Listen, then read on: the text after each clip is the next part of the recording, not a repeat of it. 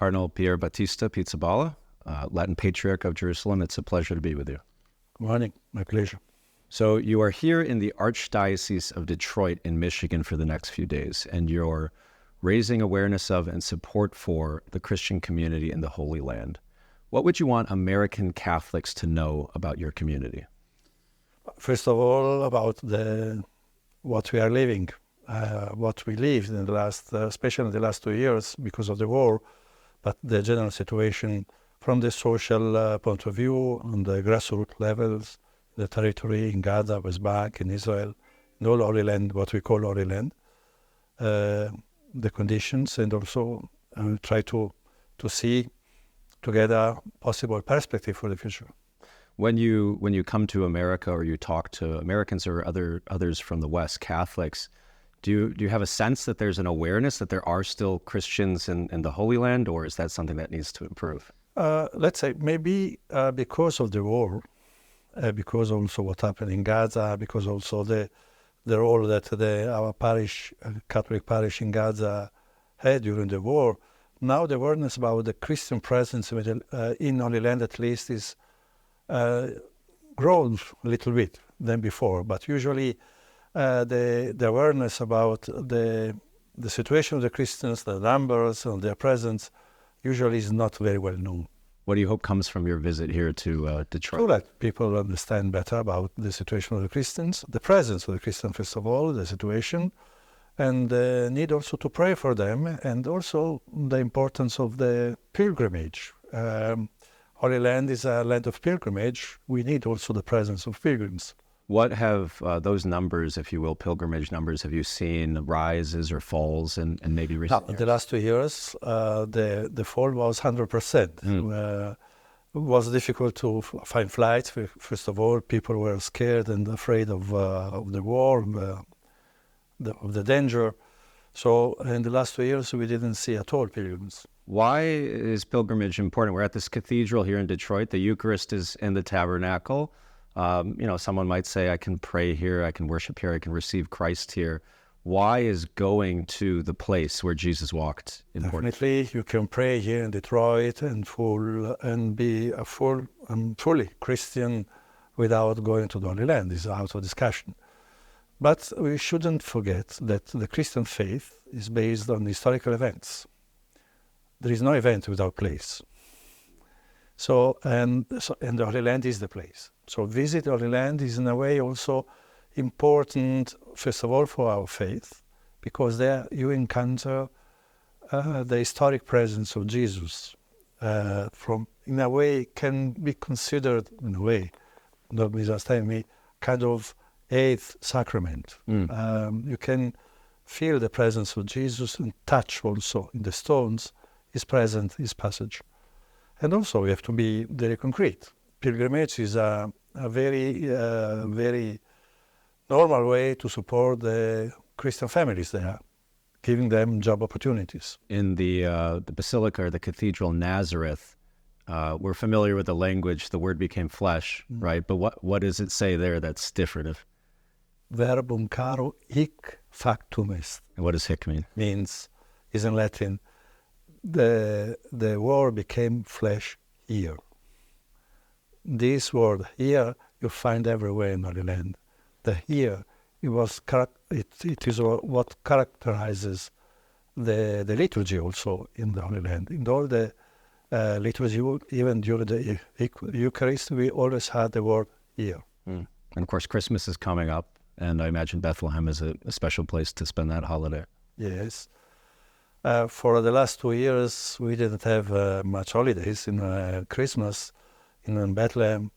But this year we decided to have a normal Christmas with all the festivities also at social level, not because the problems are over, but because we need also to resume a normal life activities and also to bring some some hope, some light in the life of the families.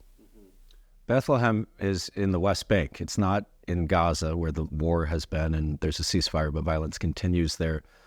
So some might be surprised to know that the Christian community in the West Bank has been impacted by the war as well. Can you share a little bit about what the impact has been? All the population will be impacted. Palestinians in Israel, of course, Palestinians much more. And the West Bank, now Bethlehem area, but not only, all the West Bank till the north, Jenin and Zababde, they are affected. The two main, first of all, economic situation. The two main resources were, first of all, pilgrimage, tourist activities, and the possibility to enter into Israel to work. Now, after 7 October, the pilgrimage, as I said, has been totally cancelled. And the Israelis don't want to have any more Palestinians among them working after 7 October. So the two main resources disappeared out. And this creates a very problematic situation from the economic point of view. And then also because of the war, the consequences of the war, the continuous tensions and clashes between Israelis and Palestinian settlers, IDF, I mean the Israeli army and Palestinians, the movement within the West Bank became very problematic. There are zones where everything is closed, no one can go in, no one can go out, and confiscation of lands. So the consequences of the war are very evident, very heavy on everyday life of population. Don't forget that during the war, we lost about 70,000 people in Gaza, but more than 1,000 even in West Bank.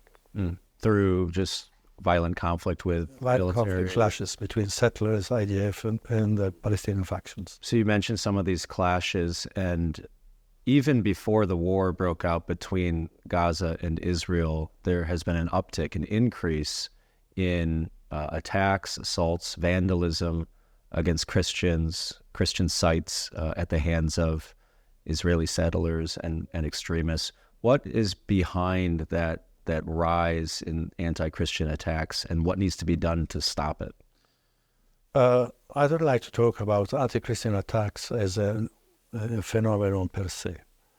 It is a part of a global phenomenon, that is connected with the Israeli-Palestinian conflict. Christians are mainly Arabs, so are Palestinians. So the attacks against Christians are attacks against Palestinians. They are attacking also other villages, other places of worship, not only Christians. So this is within the Israeli-Palestinian conflict, part of it.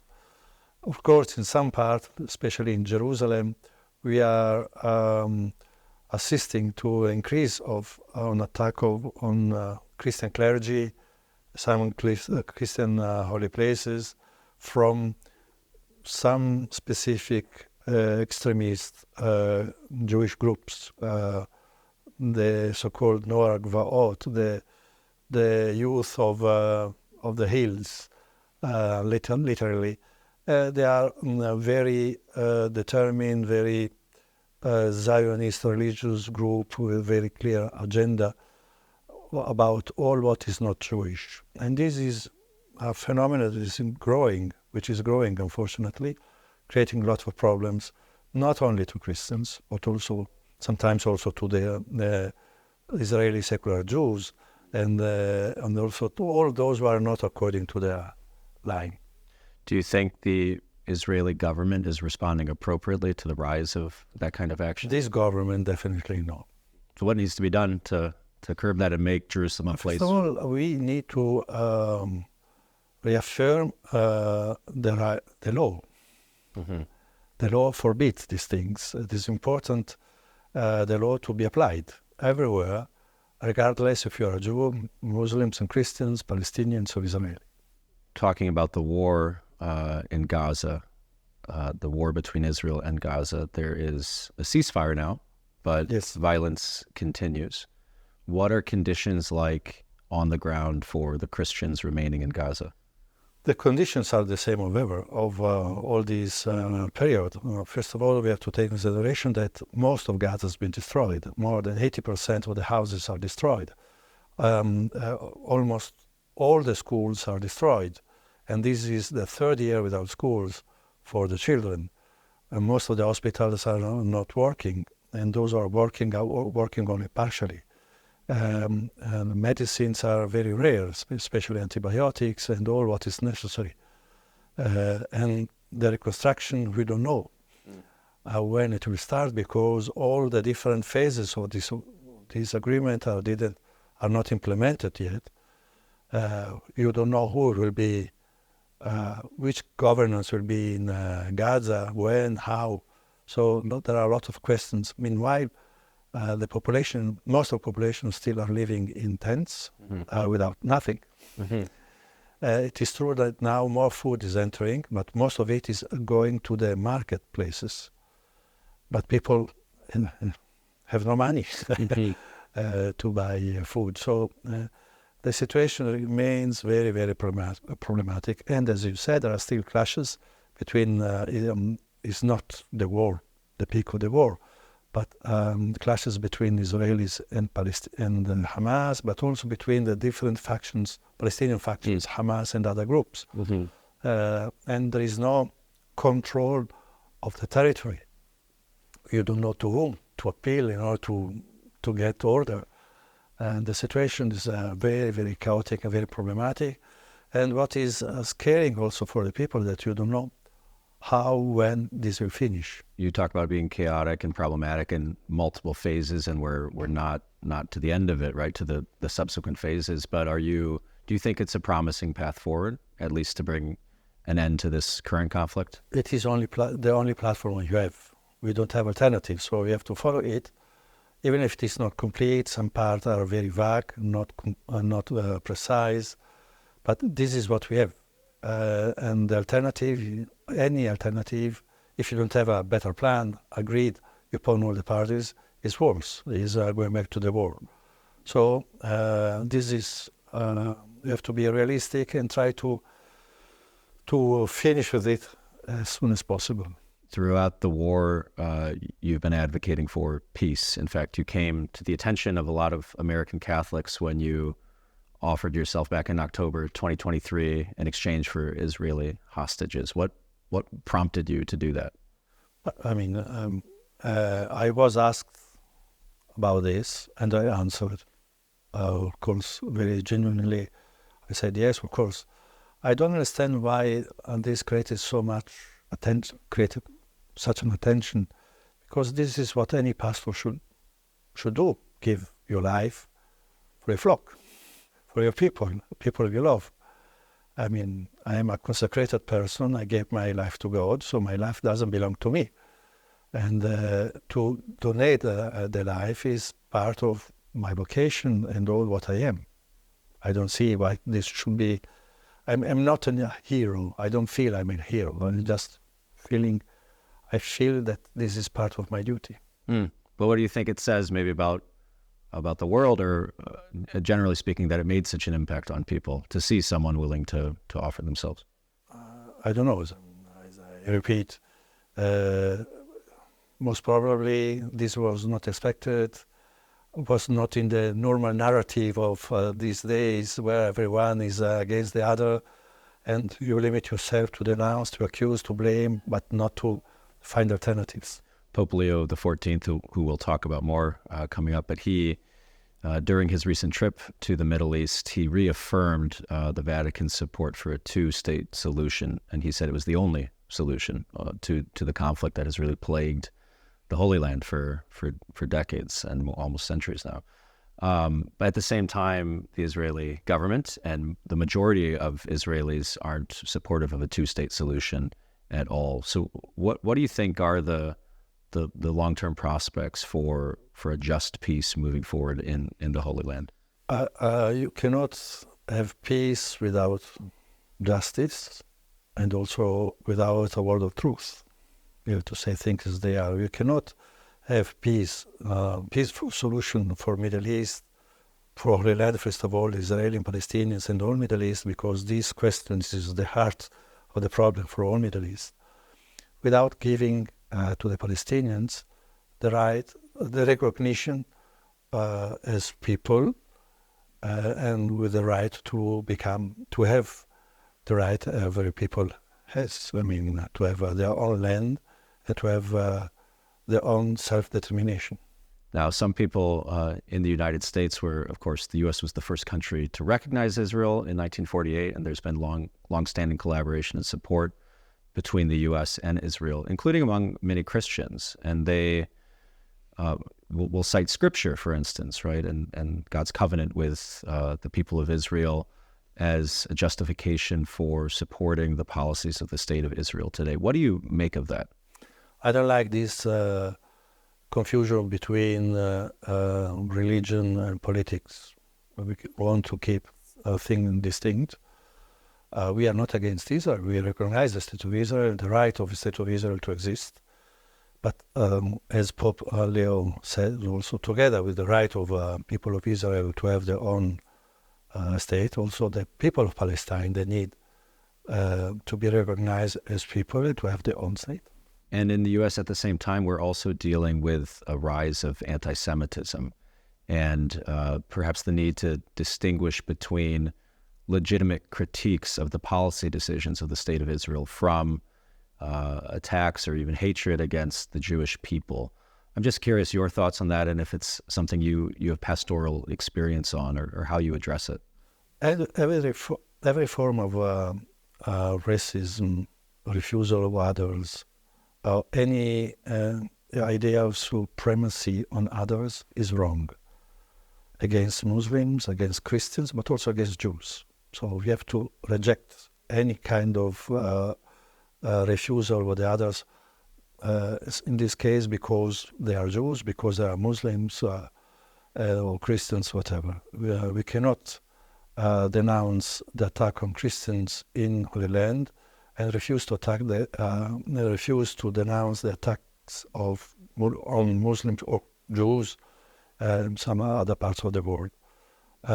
We have to be consistent, and this is not helping. I mean, so it's important to be very clear on this.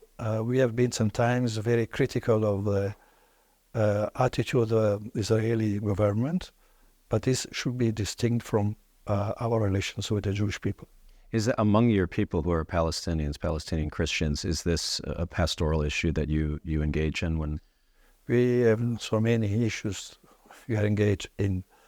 Of course, the relations with Israel is part of our everyday life, and these painful relations, especially for the Palestinian Christians. You said earlier that in order for there to be peace, there needs to be justice, and in order for there to be justice, there needs to be truth. There was a letter of Pope John Paul II after 11 October, 9/11. September. He said, there is no peace without justice, no justice without forgiveness. It has also been mentioned by Pope Leo in Lebanon recently. I add also truth, of course. Yes, the topic of forgiveness, I've heard you speak before about forgiveness and how it's a difficult subject, even for Christians in the Holy Land, because of generations of conflict and violence. How can you preach forgiveness to a people who have experienced such long-seated and deep conflicts? We have to distinguish the personal level and the community level. They are not the same. At personal level, we have a lot of examples of people that even in the midst of the highest injustice, they are ready to forgive, which is wonderful. And we need this example to remind us where we have to go as Christians. But at community level, the dynamic is different because you need also time. You need also period of healing. You need also a moment of truth. Otherwise, forgiveness doesn't mean justify the evil is done. But we have to forgive it, but doesn't justify. So the dynamics are totally different. And these relations, justice and forgiveness, is very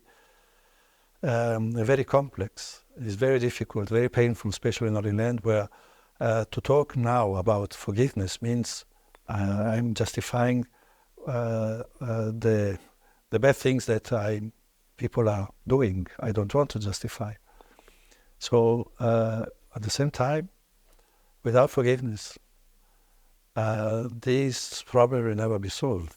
If you don't close these accounts, I don't know how to say in English, in a way, these will continue to create tensions, revenge, hatred. It is a closed circle that we have to break.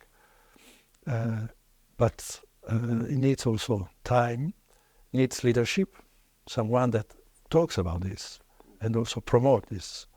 But sometimes you need also to create the conditions for the community to have this emotional freedom to say, yes, we forgive. You talked about truth.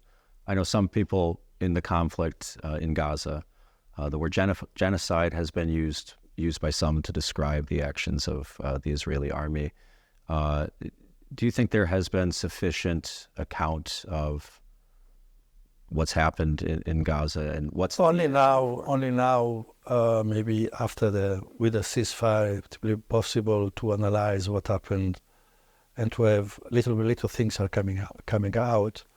And so it will be possible to understand better the situation.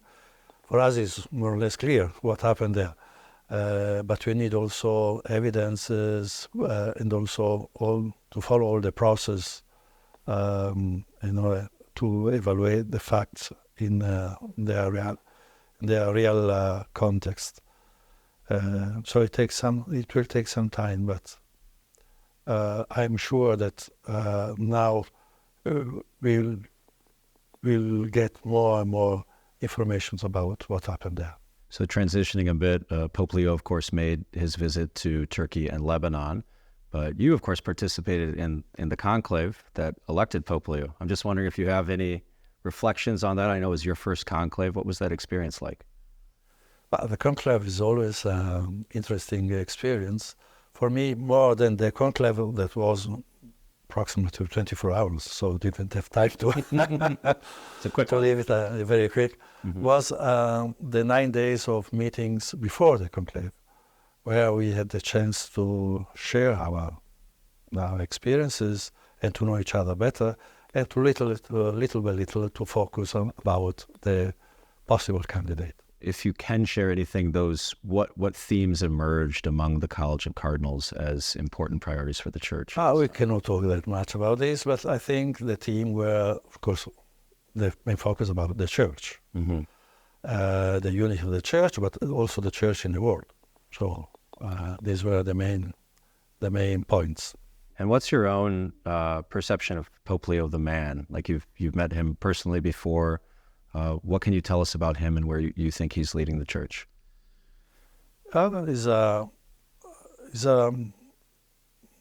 don't know how to say in few words, but he's a very peaceful person, very simple, but also very clear at the same time, so he has clear ideas, and very free also which is important for such a position, very free from all different conditionaments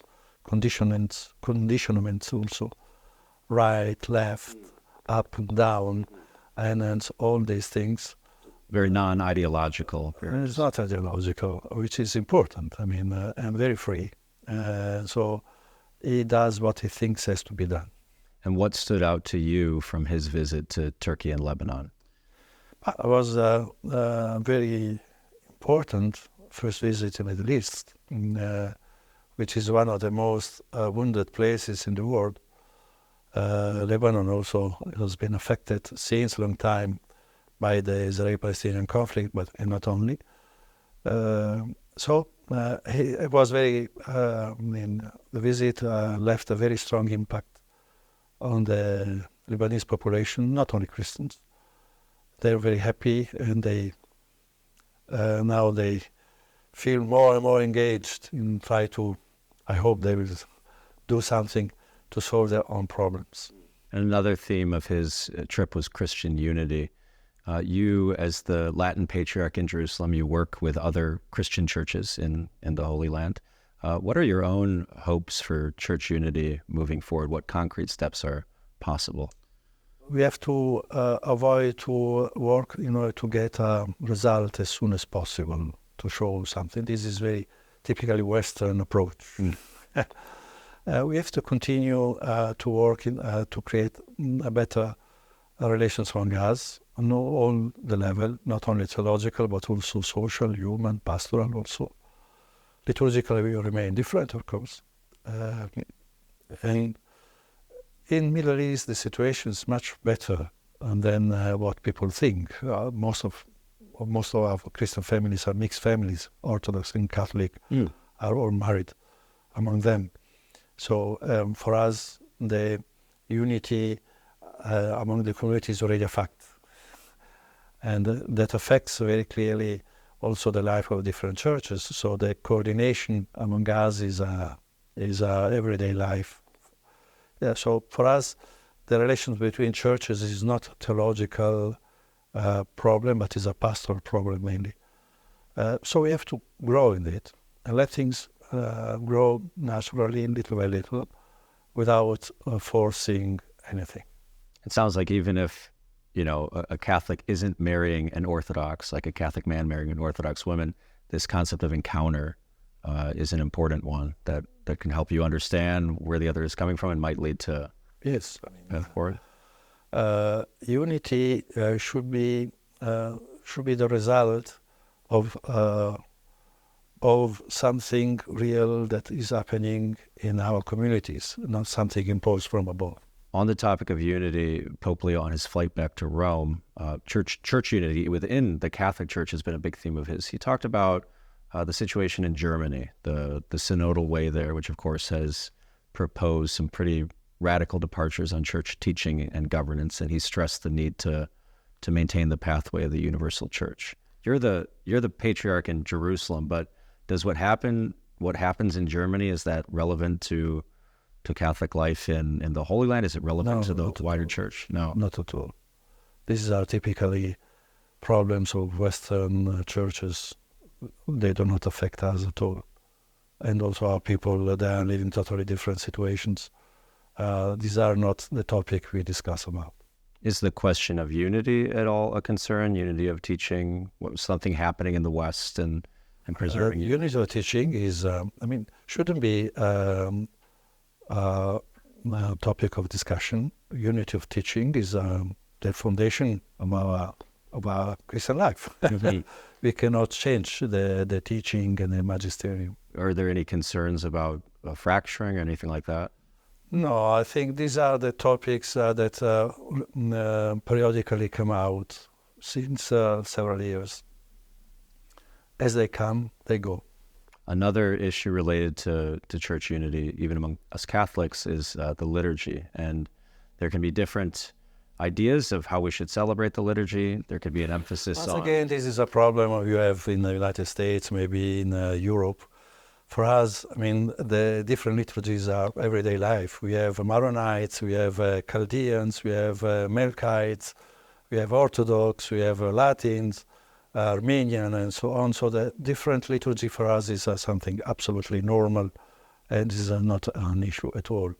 And for us also, tradition in the Middle East, the tradition is the Orthodox rite, Oriental rites. Do you have any principles, though, liturgically, when you think about celebrating the Mass? That you have to do what the Church decides.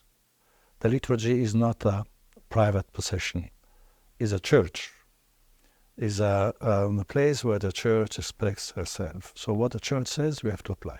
I wanted to bring things back to your ministry in the Holy Land. One thing that struck me is even during the war, you had a focus on the youth. I just saw some articles appointing a general secretariat for the Christian Palestinian youth in the Holy Land.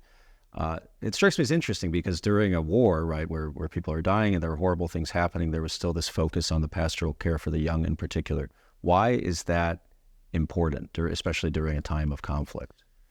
It's important always, especially in this time of war, of conflict, to express our presence, our normal life, to especially with the youth, but not only, to help them to think that we have to think about the future. We have not to stop on the reality of everyday life.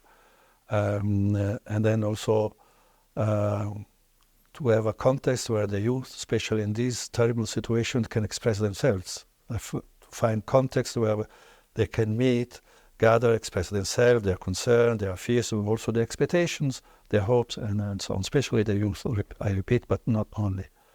I mean, we cannot allow the war to determine our choices and our life.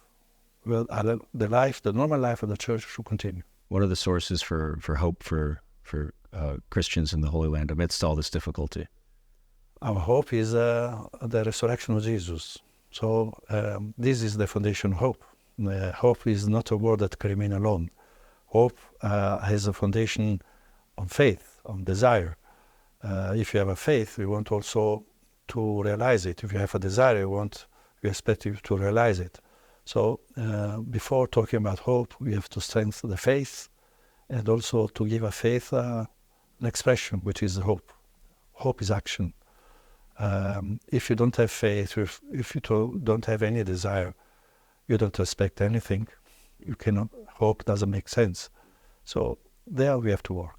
What have you found most effectively in informing young people in the faith, which is kind of a crisis here in the U.S., definitely a difficulty among younger generations to accept the Christian faith. What have you found successful? I don't know if successful is the right terminology, but anyway, first of all, to give them, for us is a news, maybe not for you, access to the Christian teaching. I mean, to give them an instrument to learn about their faith. But anyway, faith is not something that you learn. Faith is first of all an encounter. So it's very important to have priests, religious persons, Christians, ready to bear witness of their faith, out of love, commitment, presence, especially during the war. And this is what gives me hope, to see that despite everything, there are still a lot of people, youth, elderly also, ready to commit themselves to do something for the others out of love. A final question. We were talking about Pope Leo earlier, who was actually born about 4 hours away from here. But of course, his most formative experience was not in the U.S., but in Peru, at least as a priest and as a bishop. You yourself are something of a missionary. You were born in Italy, yet you spent now decades in the Holy Land. Almost 40 years. Almost 40 years. Okay. So during that time, how has you spoke earlier so beautifully about the significance of that here, right? That the Holy Land is the place where the incarnation happened, where the universal became particular. And in your own faith, in your own identity, yes, as a pastor, as a bishop, as a cardinal, but also just as a Christian, how has that been shaped by your experience in the Holy Land? A lot. I mean, the life in Holy Land shaped anew my faith, also my vocation, if I may say. I mean, I grew up, I said this several times, I'm repeating myself. I feel I'm repeating myself continuously. But anyway, I grew up in a small village in northern Italy where you are Catholic even before birth, that time, not anymore now, but when I was born. And then I entered in a Franciscan monastery very, very young. So all my life was in a very clear Catholic, very Catholic, hyper-Catholic, if I may say, context. Then I arrived in Holy Land where Catholics are almost non-existent from the numerical point of view. And so the relations with the not only non-Catholic, non-Christians, the questions of the non-Christians, Jews and Muslims about my faith, forced me to rethink my faith. Because their questions had never been my questions. I was taught when I was young in Italy, what are the questions, what are the answers? But I was not ready to answer to their questions. So I was forced to rethink my faith. In a way, those who do not believe in Jesus deliver to me a new face of Jesus. And this is wonderful. So I encountered personal encounter with Jesus, the real personal encounter, the one who changed your life, was there. That's beautiful. Thank you, Cardinal Pierbattista Pizzaballa. Thank you to you.